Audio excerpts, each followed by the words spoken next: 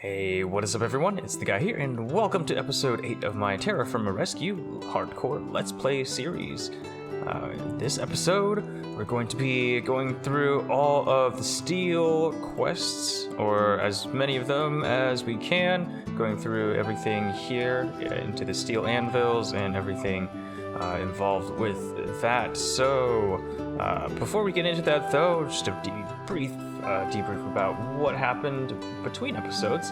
I was collecting a lot of resources, as you can see, all these log piles. I collected a lot of wood.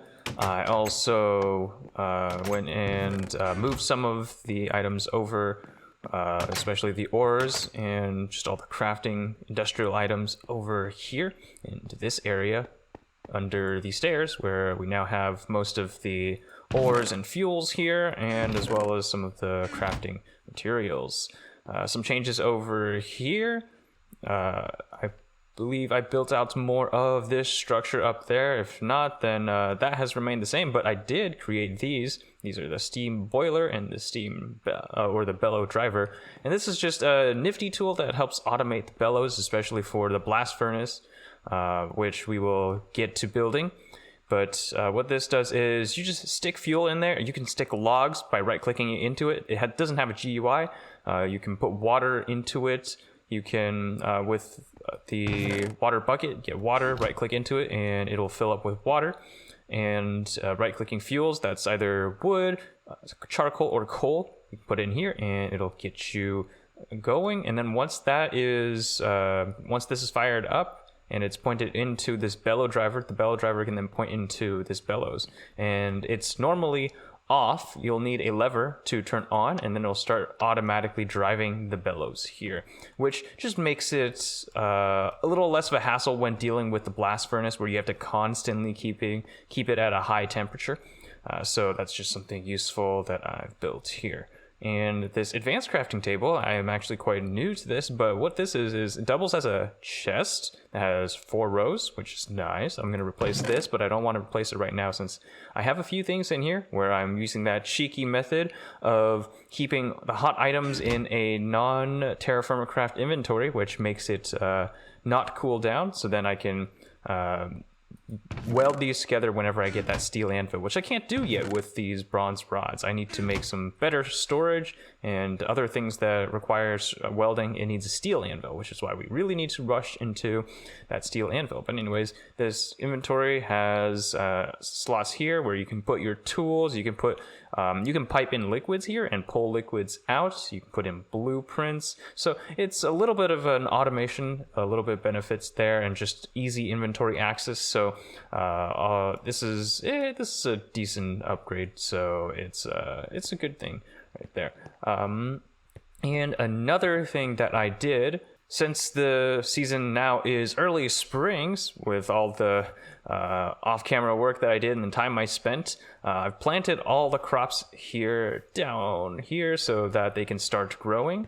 And I will definitely, once summer and fall comes around once again, I do want to go exploring out to further areas that aren't in this vicinity, because I do want some fruits. If you take a look at the health, that's not the health, there we go. I have 0 fruit and 0 dairy. So cows would give us the milk for dairy, and fruit trees or fruit berries, that'll berry bushes, those will get the fruit, but I don't have any of those. So right now my health is extraordinarily low, even with 9 XP levels, which increases the base health. Without those categories, I will be at risk, especially difficult in a hardcore world. But some of the things that I did want to do is to show you guys the Railcraft water tank, which I have built somewhere, then I'll grab out and I'll place out there, as well as how the blast furnace works. So the water tank, you need these water tank sidings, and how this is crafted. Water tank siding, here we go.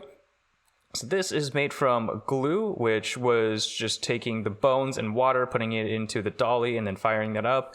Wrought iron screw. This is just, you need the wrought iron to make it into a screw, and then you need iron plates, which that took a decent amount of iron, especially since it takes, what is that? This is 1 iron unit. These are 5, so 500 units or 5 iron ingots per 6 of these. And there's quite a few here. So it took a decent amount of iron to make this. But what this does is it can passively collect water, since without the higher tiered steel types of buckets, you can't really move water around. And also water, I don't believe, is a renewable source. I might be wrong here, but this just makes it easy to collect water. Notice how it's going to be slow in this climate since it's really dry, but it'll collect water passively, so then I don't need to constantly go down anywhere else. Now if I want to refill, I can just come here and grab it, so it's really nice. And I did make 2 of these because I anticipate I'll need 2. Otherwise it was just to make this place look aesthetically pleasing. But these water tanks are now built, so now we have a source of water, and this can, I believe, once this gets going, it can, be a good constant stream of water for whatever machines that are coming up in the Steam age. So now we have that built out. Now, of course, the focus of this episode is to get that blast furnace going, and how the blast furnace is constructed is you need to have a crucible down here which catches all the liquid metal that comes out of the blast furnace block, which you can't really place until you have the first structure placed down, so it just kind of drops out here. So, but you do need this blast furnace. It'll be the main block that you use. You stick, and it works similarly to how the bloomery works, which means you'll need to have a chimney that comes up, but with the bloomery, you can use just any kind of stone, smooth stone, or bricks here to make the chimney go up, and it goes up 3 blocks high. With the blast furnace, it will go up to a maximum of 5 blocks above. So 1, 2, 3, 4, 5. It goes up 5 columns here, and you need to use fire brick. So that's something that you will need to be aware of. But you just basically place it in a configuration like this, and this is going to get annoying because I need to have that center empty, but it'll go up all the way to the top here. I have it planned out so that it's built out like this. But you don't just need these fire bricks. You also need to plate the sides of these with wrought iron sheets like this. All you have to do is just right click on these outsides and you can place them down, which makes the entire blast furnace quite expensive. If you think about it, right? Because with 5, let's do some math. With 5 layers here, each one having 4 blocks, that's 20 fire bricks, which is not that bad. 20 fire bricks is just some some clay, some kaolinite, some graphite, ground it up, and then make the bricks, fire it up, use some mortar. So it's not terribly bad. So that's 20 there. In each of these, for each fire brick here, fire brick block, will need 3 wrought iron sheets. So that makes 60, because each layer is 12, that makes 60 wrought iron sheets. And each wrought iron sheet is 200 units, or 2 ingots. So 120 ingots, or essentially 1,200 units of iron. That is a lot of iron. Now, I already had 4 of these, but it takes so much iron that you basically need about 19-ish stacks, and I collected a lot of rich limonite to fulfill that. Each of these here is 4 of these stacks of 16. So 1, 2, 3, 4. That gets us 4 times 4, which is 16. And that's some more limonite there. So this is 20 limonite, and this makes this about 21, 22-ish stacks of rich limonite. I calculated out to about 19 that I need, and then we'll need extra because we'll need to put them into the blast furnace itself. So it takes a lot of wrought iron to make these sheets, and when you're using this anvil to make these sheets and just hammering away, you'll go through a few of the wrought iron hammers, and you'll also go through quite a bit of flux, and your fingers will be pretty numb afterwards. So it's quite a process. And not only that, you need a lot of charcoal too to do this, because for each For each 8, if you have a full bloomery, for each 24 units or 24 ores, you'll need half a stack of charcoal, or 2 stacks of the woods, basically. Which is quite a lot, which is why I gathered almost like 32 stacks at one point, but I've already been coking them down into charcoal here. Again, this is a 1-to-1 conversion of the wood, so that means I don't need to gather as much with the TFC version of getting charcoal, which is to put the wood piles in a pit and then lighting them up, because the best you'll get is a 2-to-1 conversion, but typically it's a lot less than that. So that's something to be aware of. That's why I had this setup going, so that the output, the throughput of wood to charcoal conversion can be high enough so that while this is going, I can throw more in and it'll constantly be producing. But I already had this much built up, but I will be doing all of the smelting down and making of the plates off camera, or rather, I won't be putting them in the video in the normal form, maybe a montage, but it's quite tedious and boring work. What we're interested in is getting that blast furnace built and making all the steel that comes out from there. And a quick note before I go and make that blast furnace and get myself busy with all of that wrought iron stuff. Over here, I did complete a few quests from the Steel Age here. The glue, the tanks, but also here is where you make the wire bench and wire making station, essentially. So here, I tested it out a little bit, but I believe you just stick, I think, a rod or something in here, and then you use this to sort of stretch it out. So this is just a station to make wires, which we'll probably get into later. I haven't gotten this far personally on my own yet, so this will be a new adventure once I get the steel going. But those are just some little things that I've made. I also, if we go over to the tools, chest, tools, and industrial materials here, made a few, actually, it's not in here now because it's in the crafting table, but I also made a wrench, which, again, will be useful, especially for the machines that are coming later on.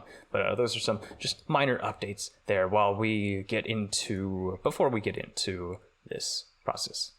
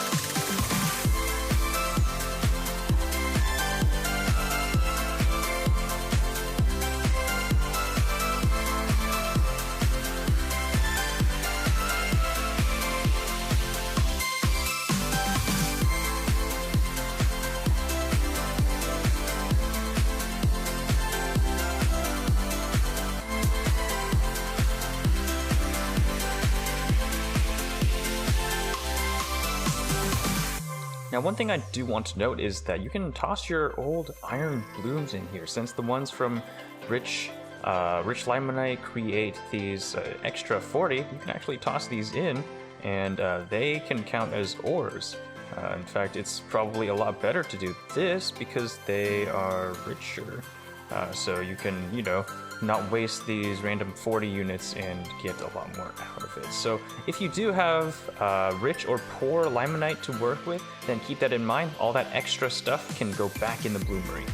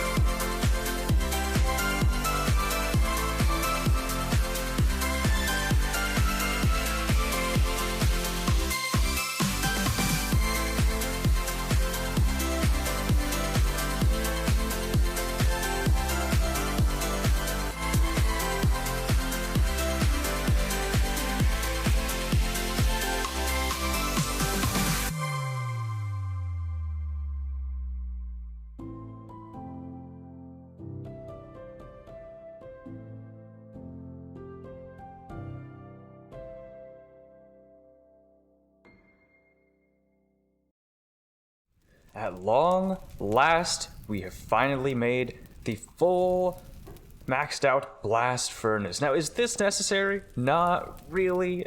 You could really just start with this layer and you'd be perfectly fine, but for the sake of building out this this facility that I've built around this maxed blast furnace, as well as for a tiny bit more efficiency, as you will use a little less charcoal than you would if you had just one layer or not a maxed blast furnace. But now we have this blast furnace, so I will show you how we can finally make some steel. So it's similar to a bloomery in that we will need some charcoal, and here you can see that we would need 20 charcoal and 20 ore.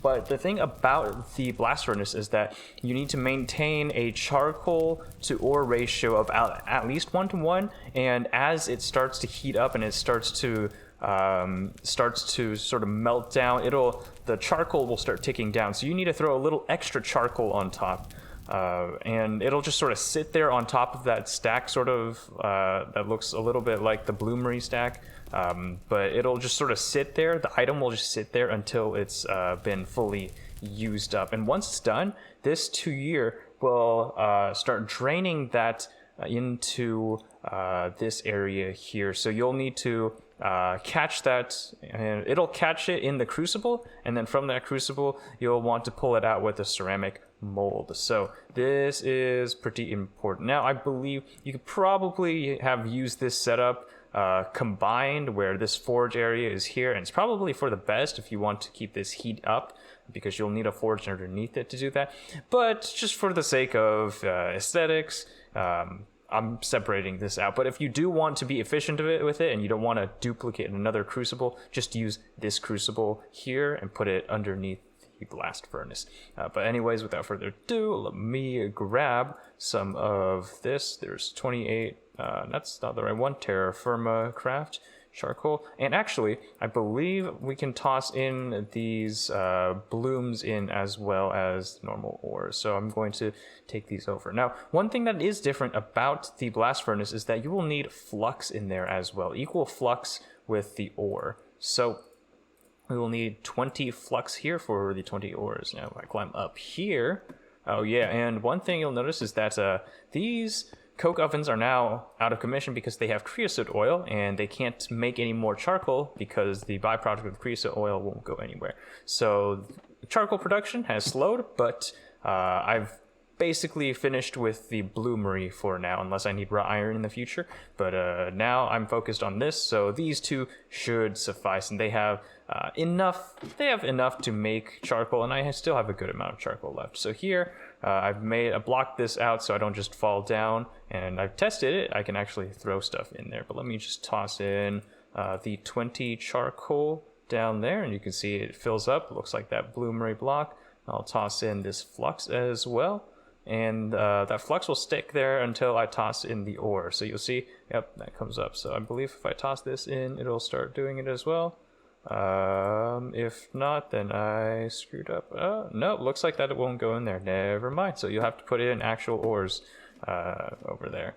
So that is my bad. You'll have to put it in the bloomery if you want to use these iron blooms, but you'll have to use the actual ores, which is fine. I was just testing it out. It seems that we can't do that, so we'll just toss this in here, and there we go. Now, if there's a good way for me to gather all of that, that would be great. I'll just plop on here. There we go. Gathered all of that here. Alrighty, so one thing I do want to do here, once I replace the gates, the walls here, is I could just toss this charcoal in there, because I predict it'll be at least about 4 of this charcoal that it'll need, and it's glitched, but I think it's down there. So once that is all in there in the stack, you'll see that it says that there is charcoal and coal, and you just right click at the fire starter, and bam, now it's started. You can see it's on and it's warming up, and you'll want to start bellowing this to raise the temperature, because by itself it will not get hot enough to melt everything. So this is why you need the bellows constantly going. This is why I've got the steam boiler going, so that I can sort of automate this process without having to just sit here and right click. So I can, more focus on getting the iron out of here. And one thing that you have to be aware of when you sit here for these long smithing sessions is that you'll need to have food and water ready, because you will spend a good amount of time and you will go through a lot of your supplies here. And you see that the ore has started to drop a little bit, and that's because it's starting to melt. So here it's coming out as pig iron, and the crucible is catching it. And here I have my molds catching it for me. So once this starts to cool, once all of this comes out, I will take these and put it over to the anvil, and we'll start working on it. Now, for the most part, I think I'll probably need to start up the forge, but to keep this warm, keep all the metals hot enough, especially if I want to weld together the steel. But I'll just work away at this, and while this is melting down, you got to make sure these are at an even level here. I believe this might work, but I might need to add another piece of charcoal just in case. But anyways, make sure that you keep the ore and charcoal level even, otherwise it will not melt. Like this, for example, this will not melt and you'll just start wasting your charcoal, because every time it burns, it will keep using that charcoal. So keep that in mind as you work with this, the blast furnace here. All right, now I've pulled out all of the metals. What comes out is pig iron, and we will need to refine it from there. So these have a very high melting point. At white, you can pull them out already, but we can put this pig iron in here, and then we can make a pig, probably a refinement here. So again, you'll just need to find the best way to get there. I haven't done this yet, so I'm not entirely sure what the best way to get there is, but that works. So from pig iron, you get to high carbon steel, which then you'll need to, once again, work at it to make normal steel. So once again, I will slam at this, and then that might be able to work. Nope. So I'll need to come back and make this work. There we go. So now, once you work it twice, you can get steel ingots. So let me just work out all of this and get that steel anvil going, so we can finally move into some more advanced items and get into the steel age. All right, the first batch of the steels are done here. I got it all in here, so I'm missing one more steel ingot here, and then we can make that anvil. But for now, since I don't have much of the ores left, not enough to make one of these, to fill up these full at least, I'm going to go mine some, and I don't know where any rich is, so I'm going to have to settle for normal limonite, but I will collect more of this, and once I get all the steels ready, we can finally get into some more of the quests here. You notice that I've got the steel quest done, so now we've unlocked other quests. We can make flint and steel, we can make mortar, which will be important because we'll need that to make glass and finish off our builds. The steel anvil, of course, which is needed for a lot of different things. So very important progress, but we're almost there. All right, at long last, we finally have enough to make that steel anvil. So let me take out that hammer and let's make this thing. So we'll put the ingots on the top and bottom row and the double ingot in the middle. And there we have it. We now have the steel anvil. So let's get that quest checked off. Boom. It's unlocked a lot here. So let's replace this normal, this brought iron anvil with the steel anvil. Now we finally have that steel anvil. We can do a lot. So let me get things set up and we can get started. But just a brief look at what we can do. We can make some things to get rubber. We can also make an iron bucket.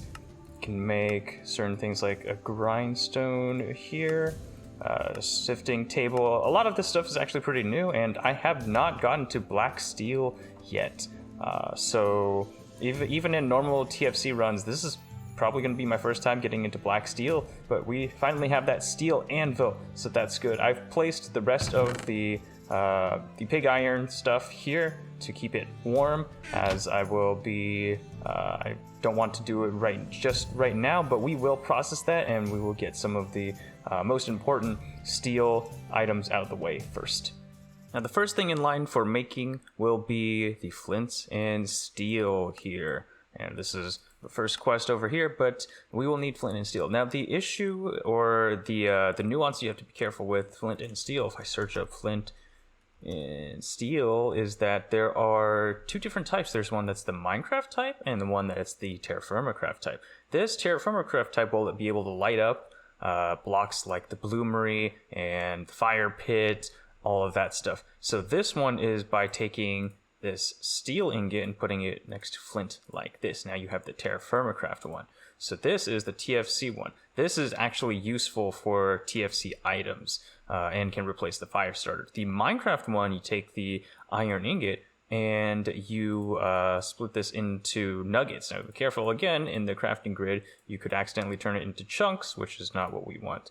So taking this, make it into steel nuggets, and then once we put that with flint, we get the Minecraft one. This is just useful for setting things on fire, which will be useful for a nether portal, and also useful for this quest here, which is just a submission quest here.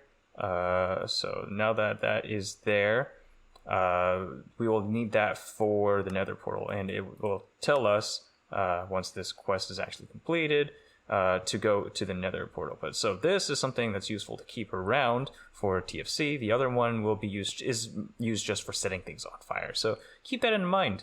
The other pretty important block that we're going to make is the mortar. So again, as one of the quests, if we get down here, the mortar is made by bricks, and we have the chisel, hammer, and 2 steel ingots. So perfect amount of steel I had left for these 2 quests. Here are the 5 bricks. You take the hammer and the chisel.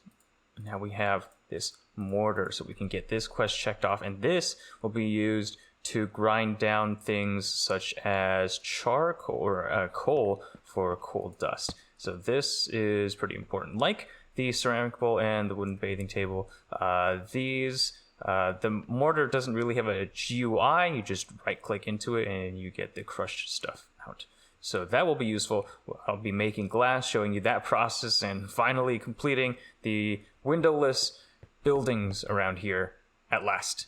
Now, another reason why I wanted the steel anvil was because I wanted to work with these bronze rods.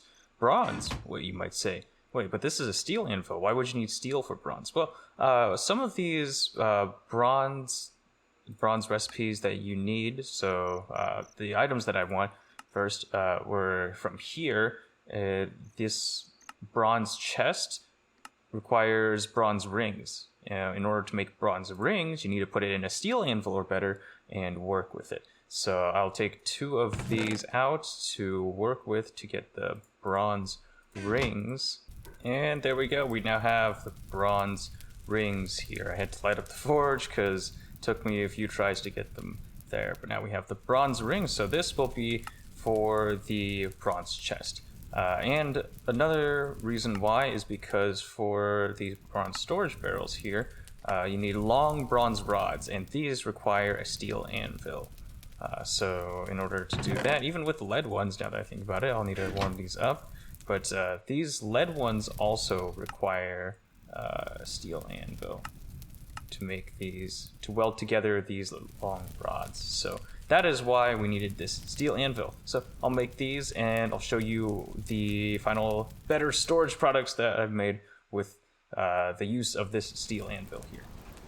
Alright, so this is why I wanted to get that steel anvil and make those long rods, is because of these storage barrels. Now this would have been useful when I had a whole crap load of charcoal and limonite, rich limonite, but now there's not that much charcoal left.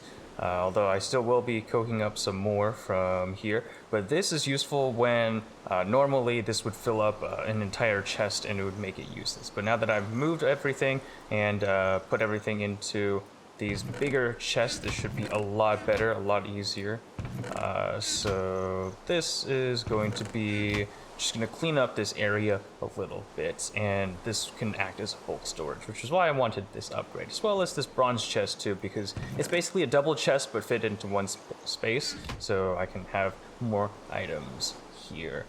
Now, the next order of importance, the next thing that I want to do is to make that glass. So how do we make glass? And actually, there's probably a quest for it, but I don't know why it was here, unless I'm missing a way to make it. But in order to make glass, you would need to have borax, which I don't want to find borax, or you can make it with caustic soda. So you need to put it in a mixer. You need to have sand, and let me find the one that has the, or is it the small boron dust? That's not right. Rough caustic soda, there we go. So quick lime, sand, and rough caustic soda. Because quick lime is pretty simple. You just take flux and you heat that up, you get quick lime. So not bad at all. You can even do that over on the food grill over there, I think, although you might not be able to put it in there. But that's pretty simple. The other part here is the rough caustic soda. Now what is that? So you have to take rough soda ash, put it in lime water, you get fresh water. Okay, so how do we do that then? What's rough soda? We need black saltpeter. We need to heat that up, same thing as the flux. Okay, now how do we get that? This is where it gets tricky because we needed this coal dust. In order to get the coal dust, we don't have the grindstone yet because that's later on. We could smelt it from other things that we don't have access to. Cutter, we don't have access to a sifter, sharpener, shredder. Or we can go all the way to back here and whoops, you see there's a mortar, which is what we have here. We can take coal and stick it there. So let me grab a piece of coal, and we take this coal, just right click it here, and bam, each piece of coal gets us one coal dust. So now we have the ability to get the coal dust to make these the glass. And once we do have this this quartz mixture here, what we do want to do is to make it into these glass blocks. Now the beginning, in order to make glass in the beginning, what you'll have to do is to put it in a ceramic block mold. And to do that, you'll need to basically smelt up one of these molds that is full, which is just the ceramic mold with 3 quartz mixtures here. So in order to do that, all you do is just nap a big 3x3 in the middle, and bam, you get a ceramic block mold. So I'll be doing that and making sure we get all this glass set up so it's pretty. Now, one thing I will have to apologize for in advance is that there will not be any third-person view of me building up the rest of this. Probably because it's not that much. All it is just putting in the glass. I can show you the finished product afterwards. But B, I was stupid, and how I let my alt join is I turn on the LAN. But the LAN settings, I forgot to make it so that the person joins in creative. So they kind of fell to their deaths, and since this is a hardcore world, I don't know if they'll be able to come back on it. So that's something I'll have to be working in the back of the scenes. But for this episode, we'll stick with just some cuts for first person. Anyways, I'll get that glass made, and we'll finish off this and probably call it an episode. Alrighty, the glass is complete, and we now have fully built structures with the windows in. All of the glass for this industrial building is now in. So from the inside, finally looks like we're inside a building, and from the outside, it looks like an actual building that has some windows, and it's just nicely textured.